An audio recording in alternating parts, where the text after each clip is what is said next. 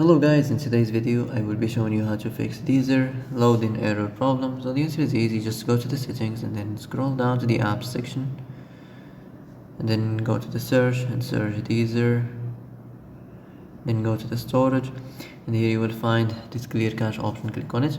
Now you can go check it if it worked, and if it didn't you can try to restart your phone or turn the Wi-Fi off and on, or the Bluetooth or the airplane mode. Also you can try to clear data, but be careful. If you clear data, all these applications data will be deleted.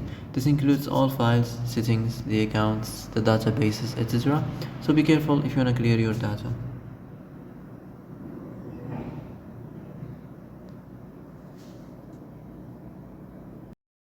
And that's it for today's video. I hope this is the answer you've been looking for. If you like this video, don't forget to like and subscribe, and see you in the next video. Thanks for watching.